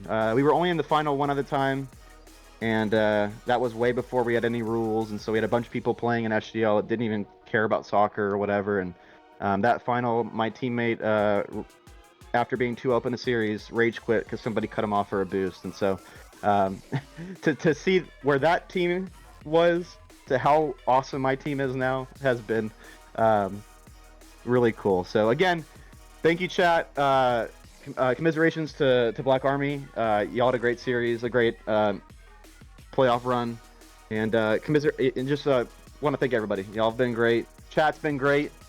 I appreciate you guys, and I'll let you guys get on with the interviews. Yeah, Sounds good. thanks, Luis. Appreciate it. Yeah, and we will look forward to. I think we'll have you guys pop in and do a little cup moment after we wrap up here too. So we will look forward to that. But thanks for joining us, Luis. Appreciate it. All right, see you guys.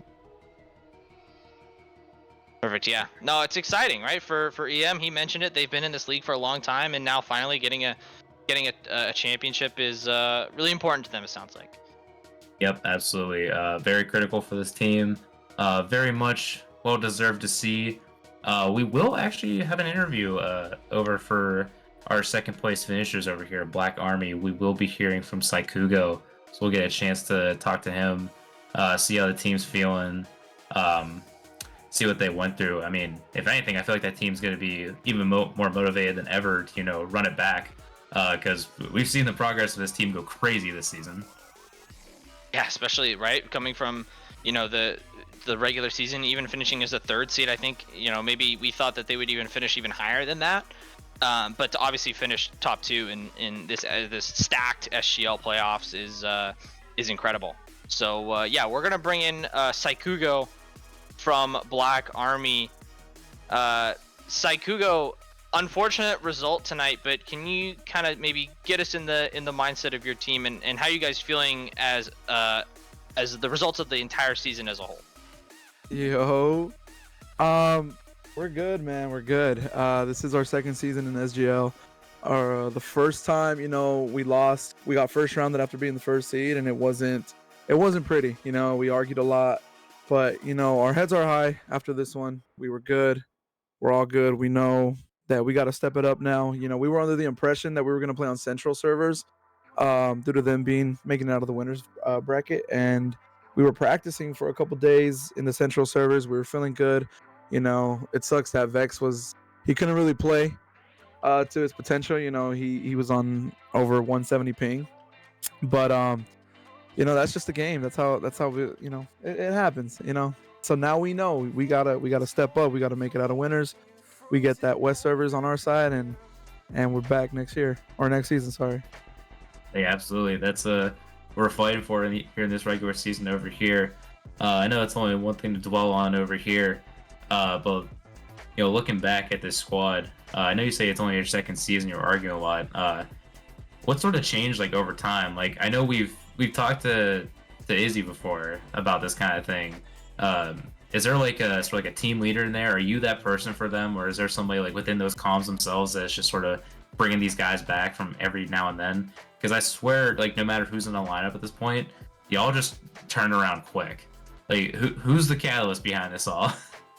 Everyone does step up and speak their own part. There's not one person who's out there leading or anything like that. Izzy, shout out Izzy. He called me the mastermind behind it all the other day. I don't want to take any credit. They're the ones playing some great Rocket League. They're the ones winning. Where it's a collective. It's a team effort. Everyone's going up, doing their thing, and whoever's. It can be me, it can be Vex, it can be Eric, it can be Crone, it can be Izzy. Any single series, any single game, one person steps up. We all listen. We all go through it. So it's a whole thing. It's a whole thing. Yeah, I know you kind of alluded to it beforehand, but I guess what's next for you guys? Because Devitt and I were just saying before you got in here that Yeah, it's obviously you guys had a fantastic season, finishing top 2, but obviously you guys won a championship. So how does that play into your motivation going into next season? I said it earlier in the season, but we hate losing more than we like winning. So this is just gonna fuel the boys even more.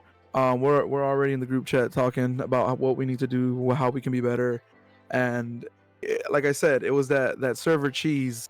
We feel no, it doesn't take away anything from Matador. They're fucking phenomenal. They're great players. They deserve this championship. The better team won today. But honestly, we know that we can't mess around. We can't mess up like we did in that round 1 against you guys. But we got to make it out of winners. We got to get that. You see, we're already thinking about winners bracket next season. That's where our heads at. That's where our team's at, and that's where we know our talent can take us. So we're already looking forward to making that a winners and having that West Coast servers back on our side. That's awesome. It seems like this really hasn't like shaken anything up. It just causes more motivation, which is probably one of the best things I see about you guys. Like nothing really phases you guys, which is the perfect attitude for this league because you guys will just keep going and going no matter what, no matter who's in that lineup. Yeah, before I guess we have any more questions. Anything else you want to give to us before we let you go for the evening? Shout out the league, man. This is fun. It's a great experience. We love being back. Izzy and I were part of the season last time we were in the league, but just having these other boys with us this time, it makes the whole experience so much better.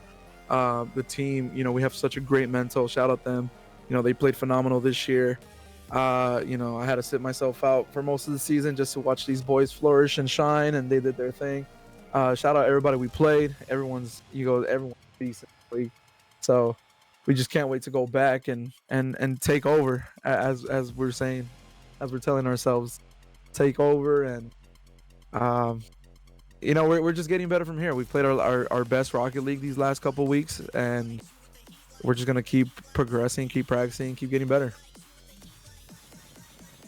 Absolutely. Yeah, I agree. You guys have looked the best that you guys have looked during that lower bracket, and maybe it took the loss to us and TA in that first round to spark you guys playing your best Rocket League. So obviously, yeah, you guys are going to continue that over the off season and into season 9 when we announce it. So I think I speak for everybody in SGL when I say we're excited that when you guys come back and play, you guys are just going to be absolutely cracked.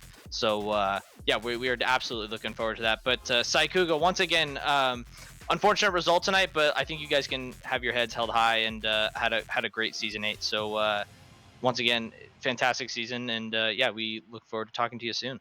Appreciate it. Thank you guys. That's good, Debit. I mean, we talked about a little bit about their mental and I love his quote, right? Like he hates losing more than they like winning. I just, for some reason, that just strikes with me, and I love it. That like, yeah, winning's great, but like I don't want to lose. Like I want to lose. We got to be the best version of ourselves all the time. Yeah, it echoes throughout that team. I know it briefly like been a voice chat with like Isidore as well. That phrase rings out through that entire team.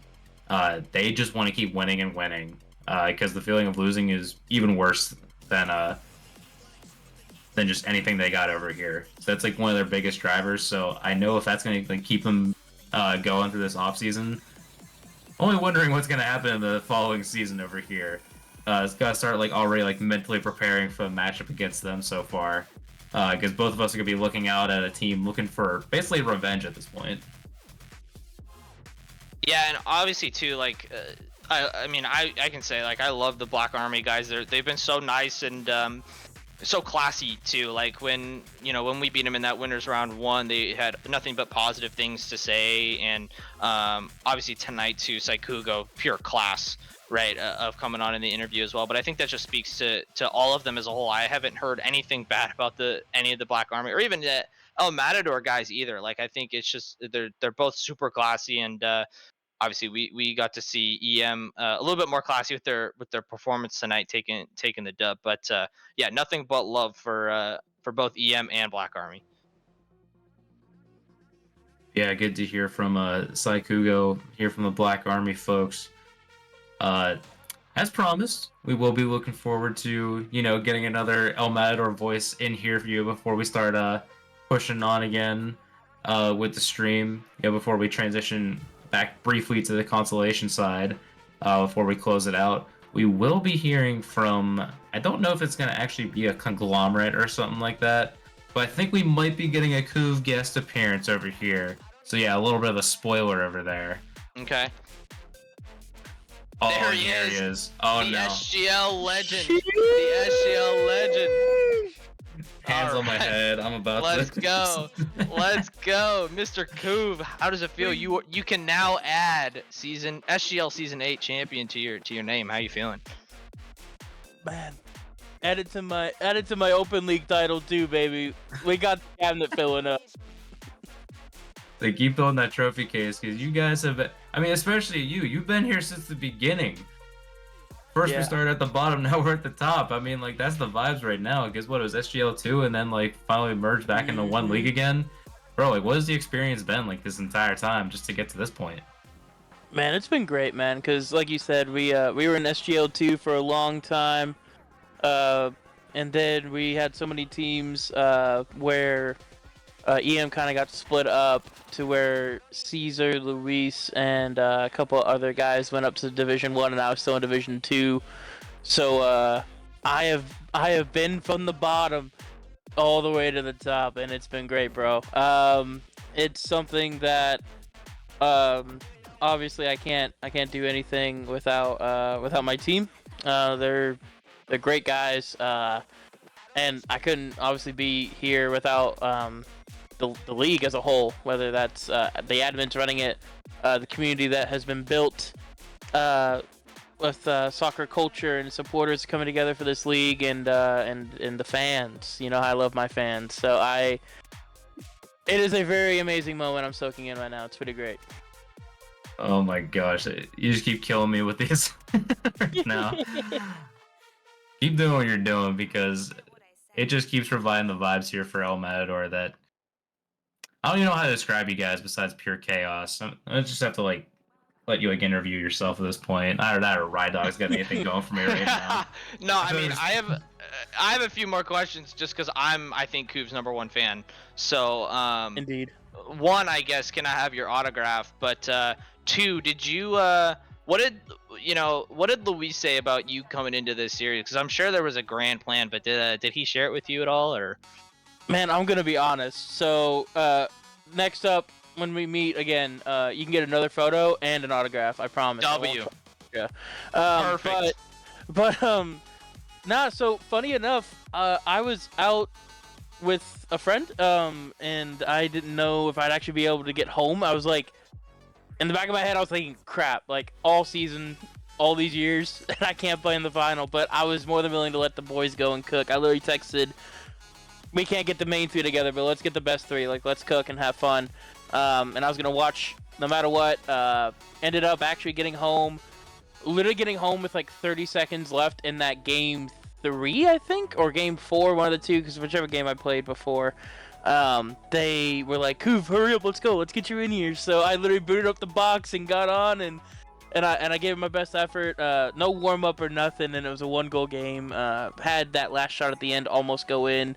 Had the ball go through my car in an incident that would have had a tie game or a winner. I don't know, like, I'm kind of rambling, but it was just a great night. The grand plan was, no matter what, we're gonna have fun and have fun as a team. We got here. We started with the OG3 of Luis, me, and Pook, and now it's me, Luis, Caesar, and all the homies that came in mid-season. They've been great. No matter what, it's been a family experience more than anything.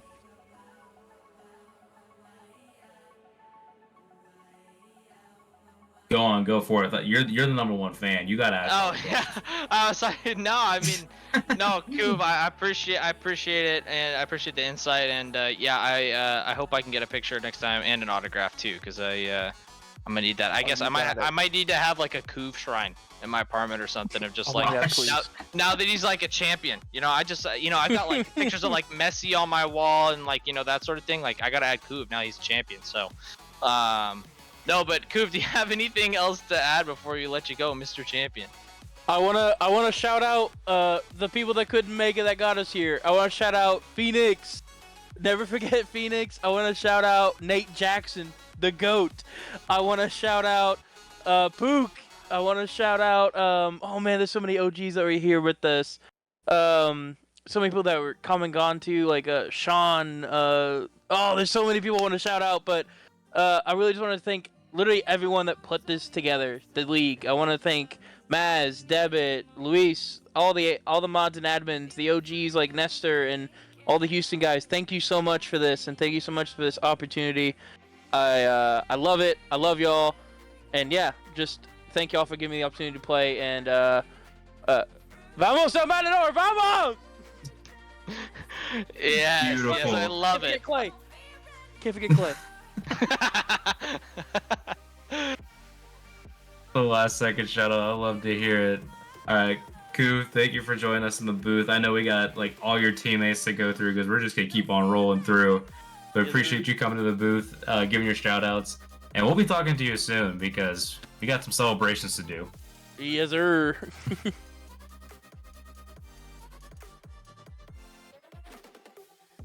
Right. We are going to be Who else do we having. got? Oh, we got overtime Saint that's going to be coming in next over here. Oh, All right. Oh, yo, one after another. another chip winner mid-season I know. ad. Yes.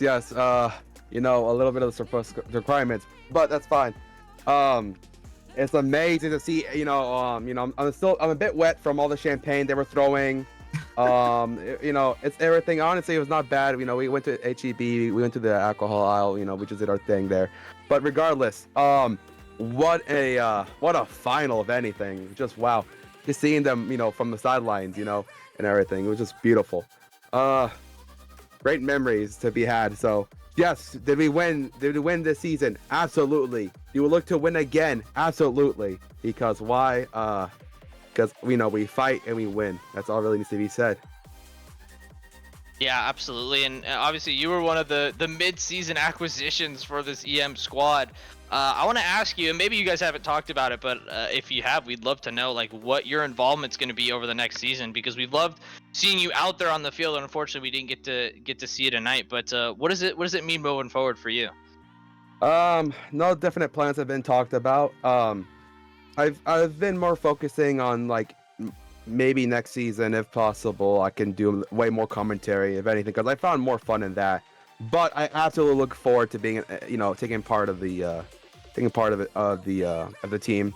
I don't know how that's going to be formatted, but maybe me and Luis can talk about it later on. But no, if it could be a situation where I can play a bunch of Rocket League, but also commentate a lot of it, that is something I would look forward to. It's been an amazing experience, as I've said many times before. Yeah. Let's say that's one of the things I was just gonna like note about you. Like you start to like dip your toes in the whole commentary realm, and I know it's just gonna like keep improving from there as you build that craft over here. What is this sort of like involvement brought to you as far as like being involved with El Matador at this point? Because I'm not gonna lie, I'm just impressed with just how like close knit you guys are as a group. Yeah, I guess it was just a thing where it's just like we're locked in. Everyone's just on the same page. It's like it's also thanks to Luis. It's not really that competitive. We're not really like sweats. We're like, you could say we have kind of a casual attitude to a lot of this, but like we still want to win. Like we still want to like demolish teams, do our best and everything. But it's just like where we're like we know it's like it's a game. We're just having fun. We're just chatting with the boys. The fact, we can do this after work, play a couple of games, and just, chat shit for like an hour or two. It's an amazing thing, honestly. So, yeah, no, it's a beautiful, beautiful thing that this club is, and this this team is, and I hope many other teams experience something like that. Because honestly, there's nothing more fun than that. Yeah, absolutely. And of course, I think I speak for all of SGO, and I say we're excited to see your involvement in the league. Maybe that's commentating, but maybe even some Rocket League games right here and there. I think we're excited to see what's next for you next season. So, of course, no official announcements yet for Season 9, but when we get that point, I'm excited to see Mr. Overtime Saint here either in the booth or out in the pitch as well. But yeah, before we let you go, do you have any other shout-outs before... Let's see. But I guess my last words before the shoutouts is basically, don't worry. Me and Luis are gonna be in the studio. He'll take like particular, he'll have an actual particular eye on me, making sure I improve and everything. Make it, I told he's already installed cameras in my room and everything just to see how I am 24/7. But that's just how it is. That's just a team thing. But the only individual I like to shout out is Biba Doobie. Just bump her stuff. Just listen to her music all day, and then that's all you really need, and that's how you get to it. Yeah. Shout out to Biba Doobie. That's all. Wonderful, wonderful. Well, very good to hear from you again. Overtime Saint, appreciate you joining us here in the booth for the celebration of El Matador this time around.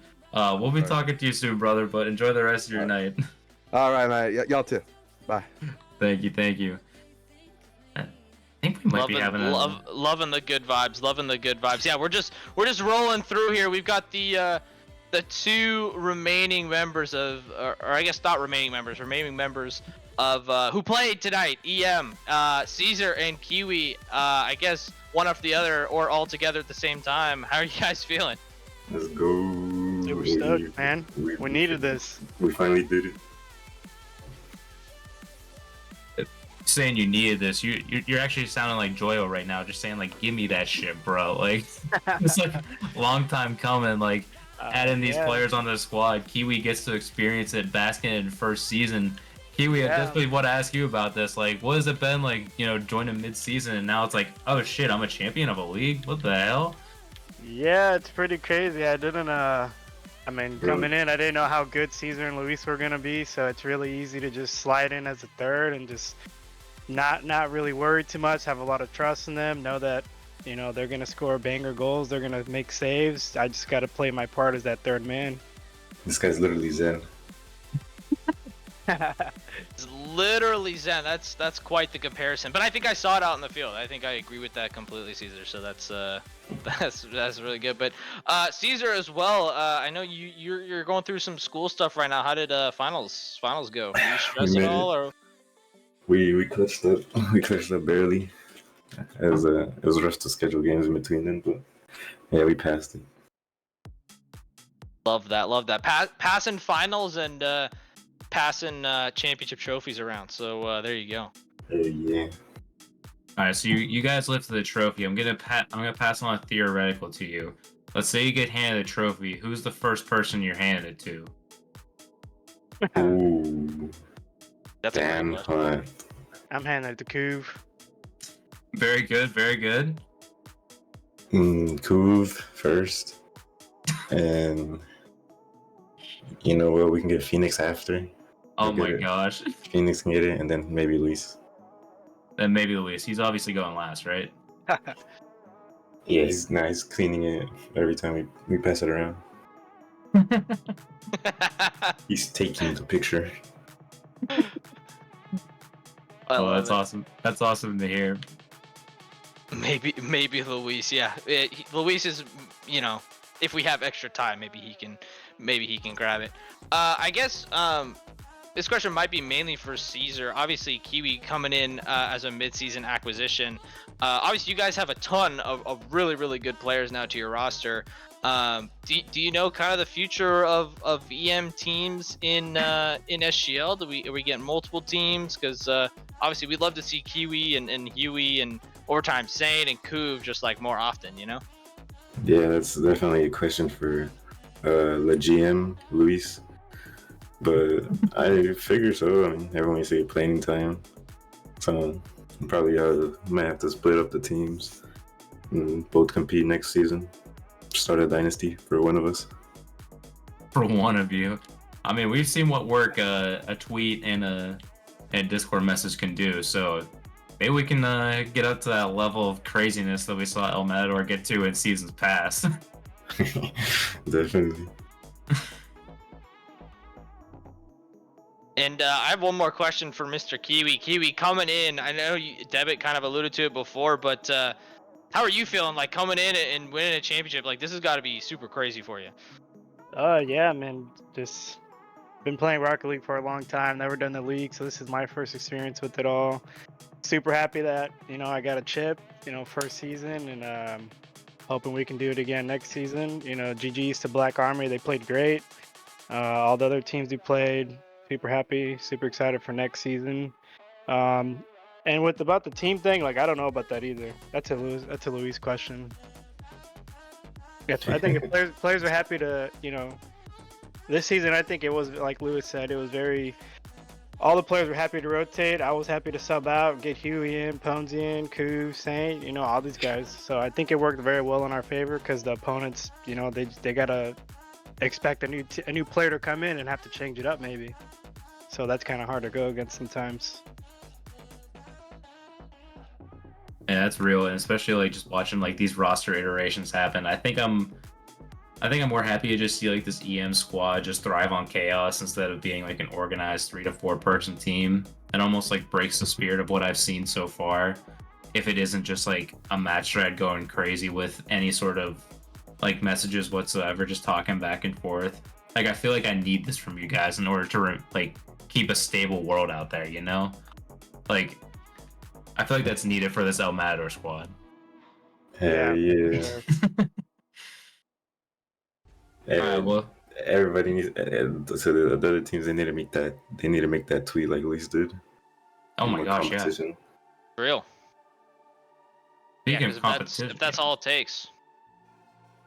just a quick little reach out can get you places like that. Well, speaking of competition, looking ahead to next year, you guys think you can run it back, or you just like, I don't know. Hell yeah, Kiwi, what you think? I think we run it back. Hell yeah. Run it John back. finished. John finished. Yeah, John's not done. Bring out all the quotes. Bring out all the quotes. Hell yeah.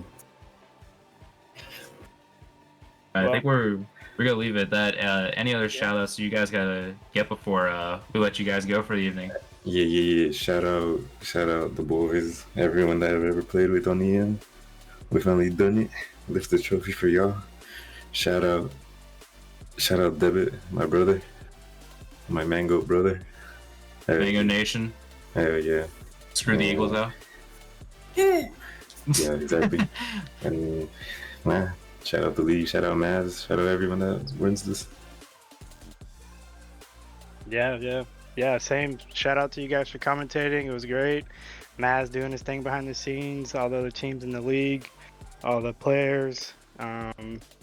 Big shout out to my wife. She's been a big supporter for me in doing this, and all my supporters in the chat. You know, Cinecide, your daddy, Brownie, Craze, Gaines, Jesse G. I don't know who I'm forgetting. Richard, Azrael, all my boys. Thank you so much for coming and supporting me. It means a lot.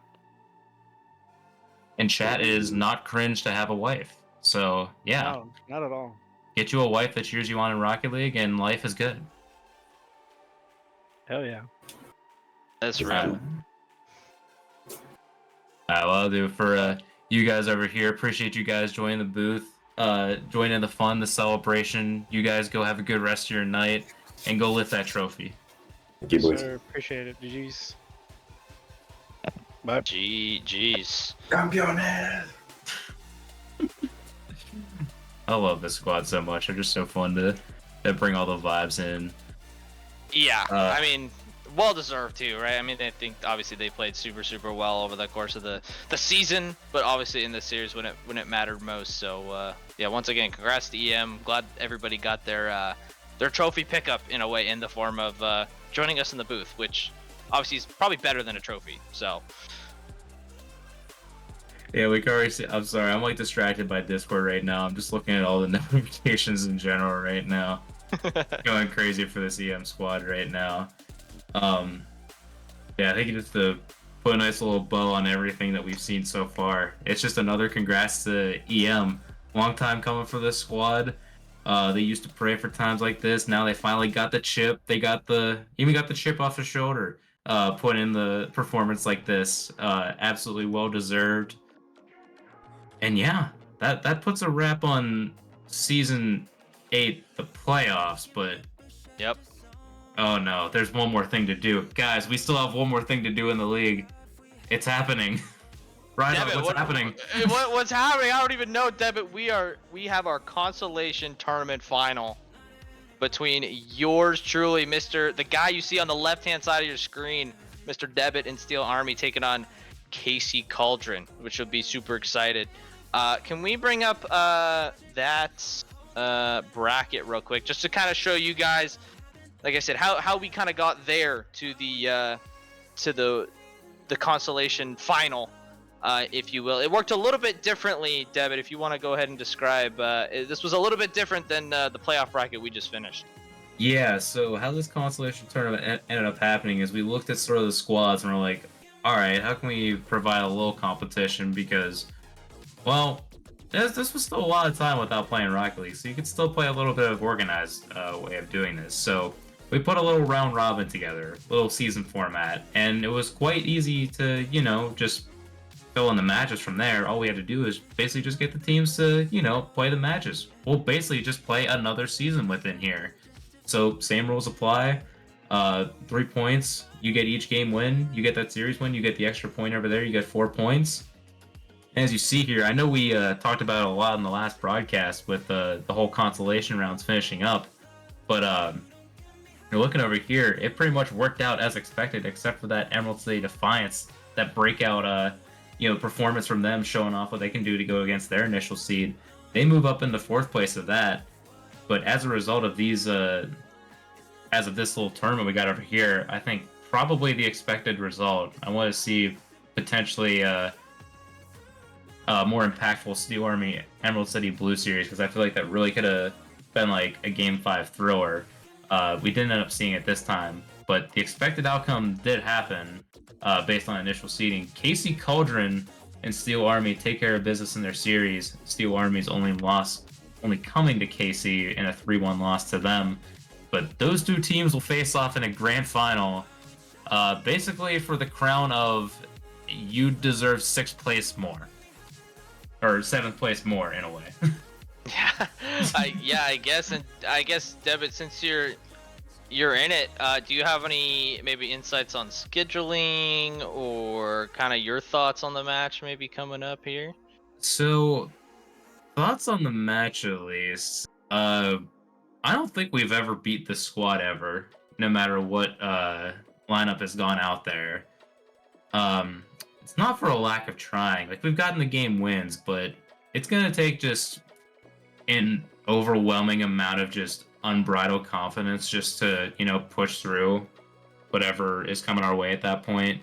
Because Casey's going to do what they do best. I mean, they could send out Smitty, Thoringold, Serrano, whatever roster function you want to do over here, and it'll get the job done. They've got the mechanics, they've got the defensive coverage. We just sort of need to not be one-dimensional in that aspect. Because Casey Cauldron are a well-oiled machine that you kind of just can't let go, because, well, if you give them that space, you're pretty much done for. So you kind of have to attack them a bit early. As far as scheduling goes, I know things have been progressing pretty well so far. We're just waiting to hear on solid availability from the other side over here as far as scheduling goes. So hopefully we should have that to you soon, as far as scheduling a day. But again, we only have until this Sunday to schedule that out. No clear indicator yet, but yeah, that's a little bit of insight into scheduling this consolation tournament here for those finals between Casey Cauldron and Steel Army. Perfect. Yeah. No, it should be super exciting. Of course, stay tuned in the Discord for when that match will be played out, and of course, yeah, that will be our final match of season 8. And Debit, I guess before as we kind of wrap up the stream as a whole, give me your thoughts on obviously tonight of what we saw, but then also maybe season 8 as a whole. How are you feeling? How did things go? Storylines, that whole thing. Just give me everything. So, season 8, I mean, there's so many points that we can talk about, going from place to place. The first one I want to mention, at least, because I brought it up in, very early on in the stream.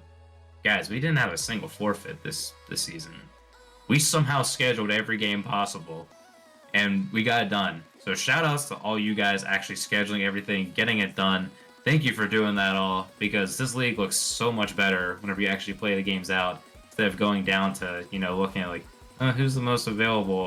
Okay. We have to make a weird judgment call over here. So much better to see that out of the teams.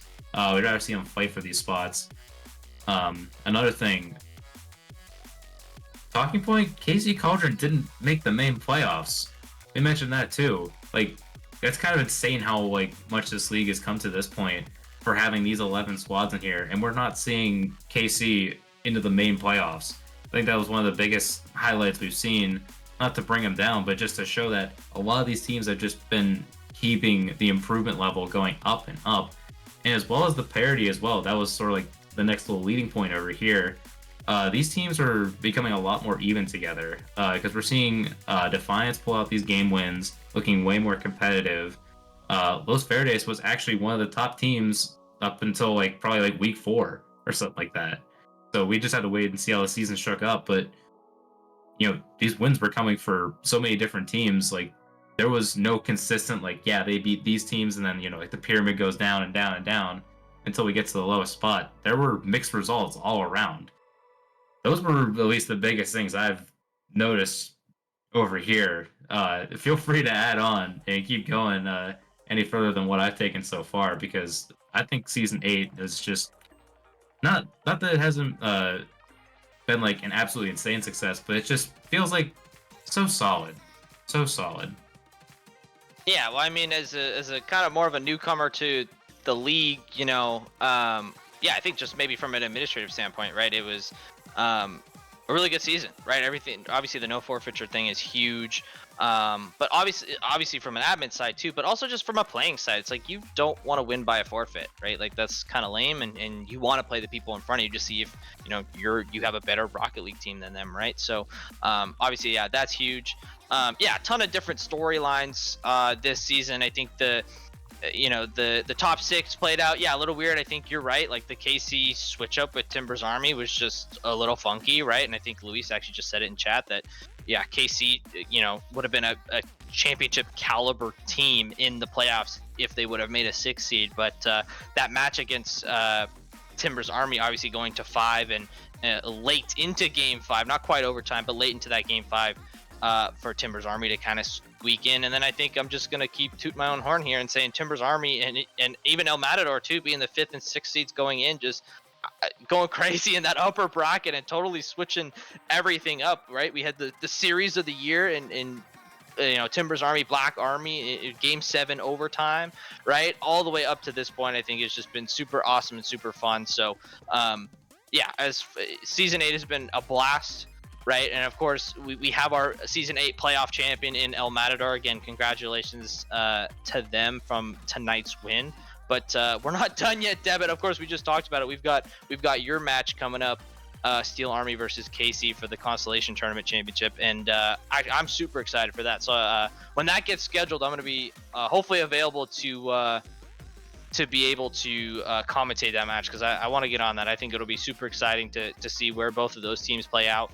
And overall, it's just been a great season. Yeah, absolutely. I gotta agree with you there. Just so many shocking surprises from all around, especially in that playoff bracket. Watching the teams go down the way they did, and then watching the lower seeds come up. But yeah, as you mentioned, we're 99.9% of the season done. Just got this last little thing to take care of between me and KC over there.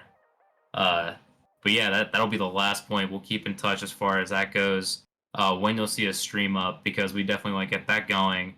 We hope to see you back in the booth for that one as well. I think even I think it was Luis asking to commentate the final as well. So we may be seeing a full cast try to come through for that consolation tourney as well. Looking forward to try to bring that to you. Brydog, any other final thoughts before we take it out, or are we good to take this home? Let's take it home, man. And I guess my one last thing is just make sure you guys depreciate some land. So yep, that's all you gotta do.